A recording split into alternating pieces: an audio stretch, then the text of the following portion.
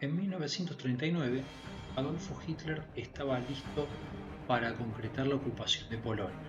Hasta el momento, todas las cosas que había hecho las había conseguido sin disparar un solo tiro. Por ejemplo, ocupación de Checoslovaquia, anexión de Austria, Renania.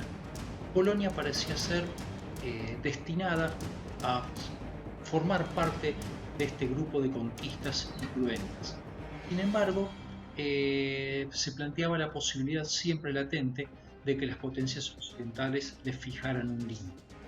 Hitler estaba envalentonado en cierta forma porque con la anexión de Checoslovaquia había adquirido todo el potencial bélico de las tropas checas que tenían la fábrica Skoda, que fabricaba los mejores cañones y hasta incluso mejores tanques que los propios panzer alemanes.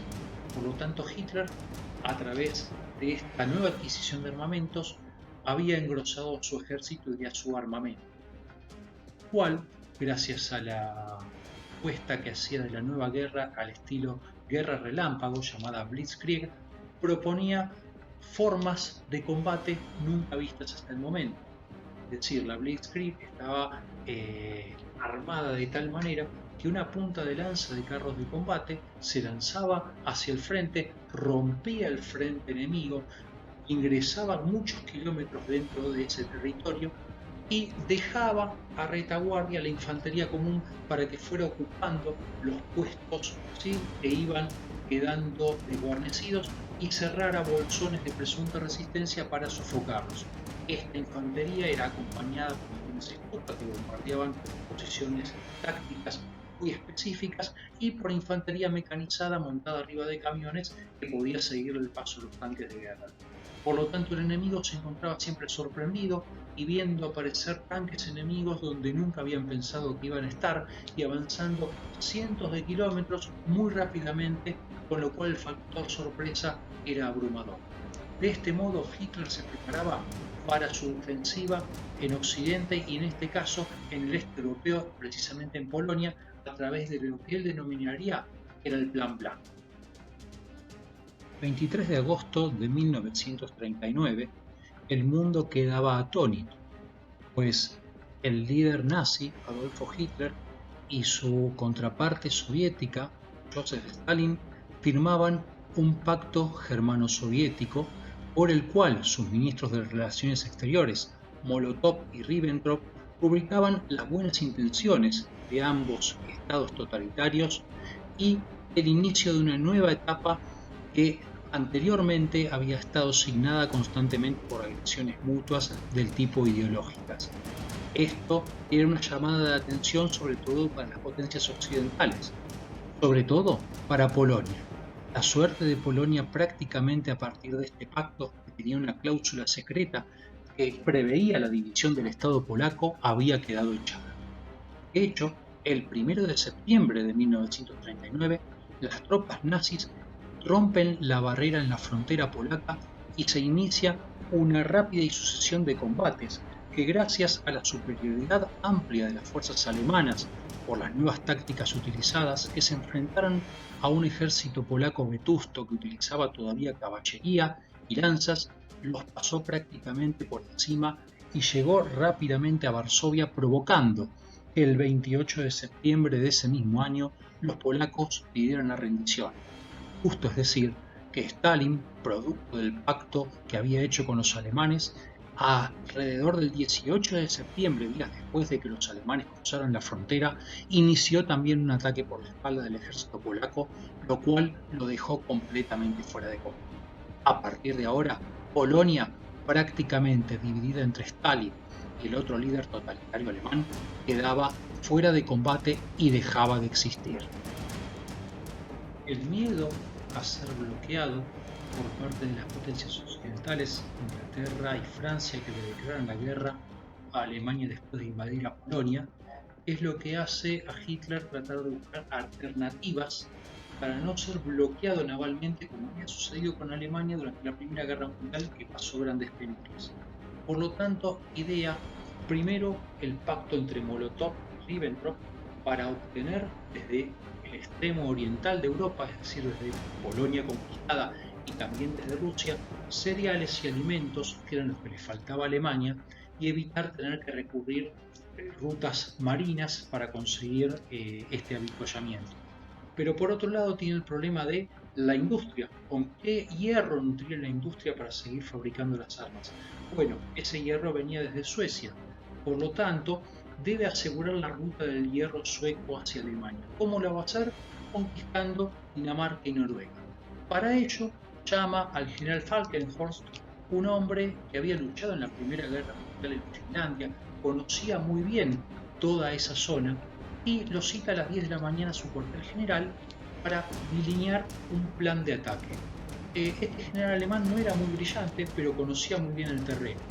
Hitler lo citó a las 10 de la mañana y le dijo que para las 5 de la tarde de ese día le tenía que tener sobre la mesa un plan para poder ocupar Noruega. De esta manera, desde Noruega podrían asegurar la llegada de este hierro sueco.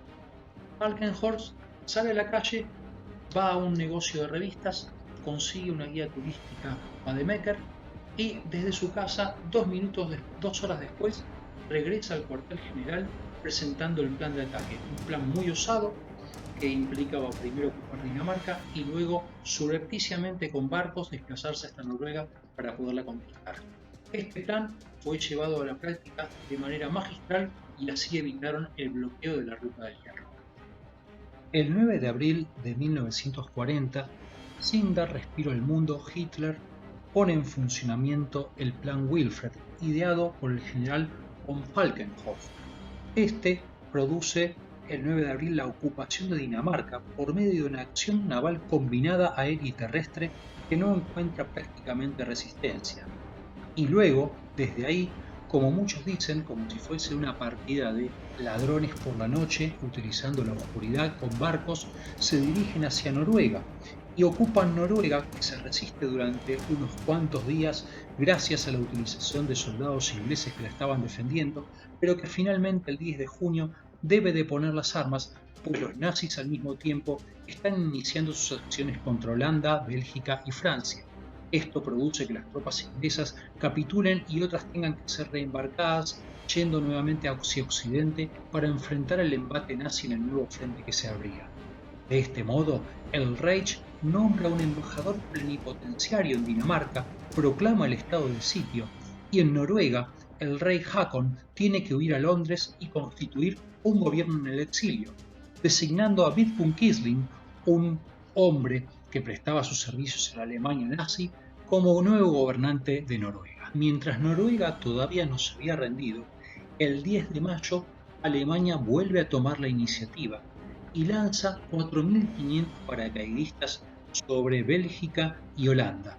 Estos paracaidistas tenían como cometido tomar los principales puentes, afianzarlos para evitar que fueran destruidos y luego acabar con el fuerte de Eben Emael para poder seguir adelante. Esto fue bastante fácil para los alemanes, pues tras poco tiempo de luchar, Holanda y Bélgica terminaron capitulando. Las tropas alemanas de esta manera avanzaron hacia la costa del Canal de la Mancha en una hábil maniobra que esquivó la línea Maginot, la línea que los franceses habían puesto todo el énfasis como medio para bloquear un avance alemán en su frontera. Pero la hábil maniobra de entrar a través del bosque de las Ardenas, un territorio que se creía inexpugnable para los vehículos acorazados, pudo conseguirse y franquear la fortaleza de Maginot y envolver a los franceses e ingleses y acorralarlos en el puerto de Dunkerque, donde estos pudieron ser rescatados y embarcados hacia Inglaterra. Rota la línea Weygand, los alemanes ocuparon París el 14 de junio y, gracias al ingreso de Italia en la guerra, poco tiempo después, el 10 de junio, que fue como una estocada en la espalda para los franceses, el 22 de junio de 1940, en Copiarne, los franceses firmaban un armisticio pidiendo la paz.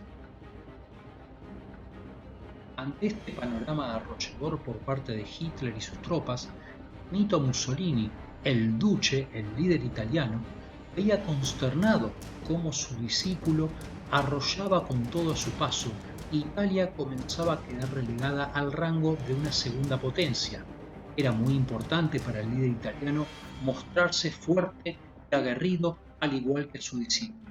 Por lo tanto, en septiembre de 1940, en África del Norte, lanza a los soldados italianos al ataque desde Libia contra Egipto, que se encontraba al mando de los ingleses.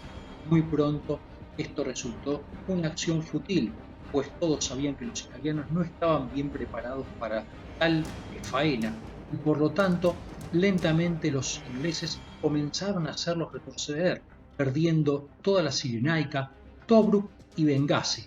De esta manera, los italianos comenzaban a sentir el rigor de la guerra en carne propia.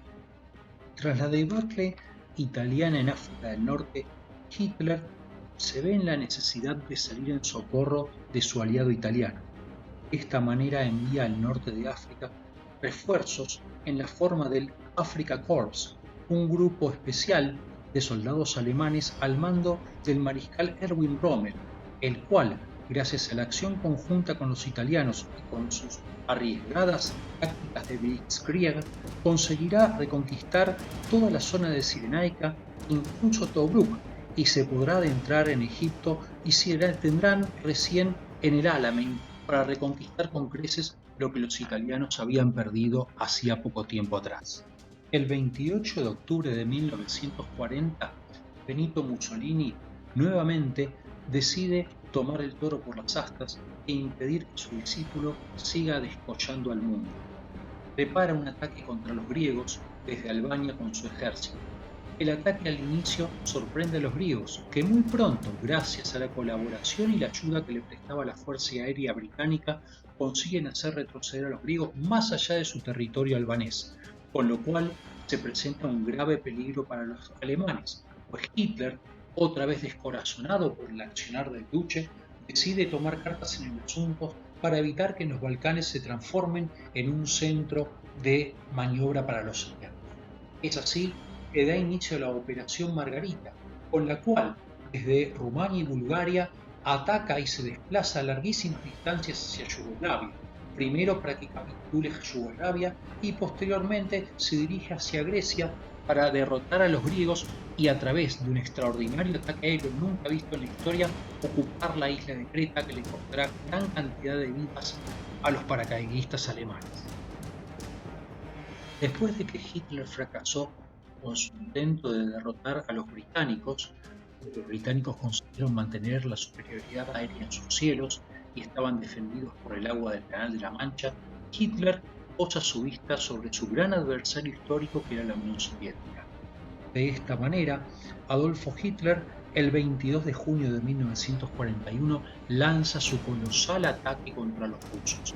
En este ataque se ponen en funcionamiento gran cantidad de divisiones alemanas que serán también apoyadas por divisiones rumanas, búlgaras, húngaras, hasta incluso una división española, la llamada División Azul, va a estar formando parte de esta embestida multinacional contra el coloso soviético. Al principio, los rusos comenzaron a trastabillar, sus tropas que no estaban bien entrenadas y que no estaban bien armadas comenzaron a retroceder grandes extensiones de tierra. Este retroceso, sin embargo, tuvo un límite, y ese límite fue el 8 de diciembre de 1941, ya que en ese momento, cuando los panzer alemanes se encontraban frente a las puertas de Moscú, cayó el invierno ruso con todo su rigor. Hitler había cometido el mismo error que Napoleón. Llegaba a Moscú, ya que el líder francés lo había conquistado, Hitler quedaba varado a sus puertas, con un invierno que no tenía a sus hombres preparados con ropa de abrigo suficiente para soportarlo, no tenía más opción que quedarse a esperar hasta que mejorase el tiempo y sus tropas pudiesen recuperarse. De este modo, la Operación Barbarroja, nombre clave de la invasión alemana a la Unión Soviética, ponía un punto de inflexión en la guerra, pues el objetivo principal de ocupar la capital y ocupar los principales centros industriales rusos había fracasado, ya que Stalin, con mucho tino, había mudado todas las industrias pesadas del país a la parte más extrema de su Siberia en la Rusia soviética, y de este modo comenzaba a hacer su aparición frente a Moscú un nuevo carro de combate, el carro de combate ruso T-34, que se demostraría formidable contra los panzer alemanes y sería uno de los vehículos con los cuales los rusos comenzarían a dar vuelta el curso de esta guerra. El 7 de diciembre de 1941 se produjo otro momento de inflexión, pero este fue en el Pacífico, dado que ese día los japoneses atacaron Pearl Harbor. Este ataque había sido inducido por los Estados Unidos, ya que habían protagonizado contra el Japón un bloqueo petrolero, en previsión del avance extraordinario que Japón estaba haciendo sobre todo el Océano Pacífico. Sin embargo, con este ataque Japón no consiguió dejar fuera de combate a los principales portaaviones norteamericanos, que fueron fundamentales para el triunfo de la guerra en el Pacífico y la derrota final de Japón, ya que a partir de la batalla del Coral y la batalla de Midway, Japón comenzó a retroceder después de una gran serie de avances que habían protagonizado sobre el Pacífico y al cual se lo había conocido como la Blitzkrieg asiática. Fue decididamente el hubris, la soberbia, lo que llevó a Hitler a ser derrotado. Después de esta serie arrolladora de éxitos, creyó su propia historia. Creyó que era el gran conquistador, el nuevo Napoleón del siglo XX. Se equivocó, se enfrentaba a fuerzas que él no había podido ponderar. Cometió una serie de errores inexplicables, lanzarse a la guerra contra el gran oso ruso, el cual había sido su aliado, no poder vencer a Inglaterra en la famosa batalla aérea de Inglaterra y declarar la guerra a los Estados Unidos junto con Japón. Todo eso sumó un cóctel que Hitler no podía sobrellevar. La economía alemana, la industria alemana, no estaba al nivel para sobrellevar una guerra tan larga. Hitler hubiese podido soportar pequeñas campañas o una guerra corta, para eso sí estaba preparado y adecuado su ejército y su economía, pero no para una guerra de tan larga duración. La némesis de Hitler le llegó a su debido tiempo. Personalidades descollantes como Winston Churchill, Roosevelt, el mismo Stalin e incluso el emprendedor de la Francia libre, Charles de Gaulle, demostraron que uniendo sus fuerzas podían derrotar a este hombre que estaba azotando Europa y que con sus cálculos buscaba expandir el Leberraum, este suelo, este espacio vital alemán, a todo el continente europeo. La némesis le llegó y Hitler fue derrotado. A partir de 1942, en todos los teatros de operaciones las fuerzas del eje, hablamos de Japón, Alemania e Italia, comenzaron a replegarse. Y un solo dato, el tema de la producción. ¿Sí? En el caso de Italia, por ejemplo, toda Italia para 1943 había fabricado la misma cantidad que solo una compañía de Estados Unidos, en este caso Ford Motor. Esto demuestra que el coloso norteamericano podía producir cantidades que Hitler nunca se había imaginado. Hitler, un hombre de pueblo, no había conocido el mundo, no podía en su mente dimensionar las capacidades de los Estados Unidos.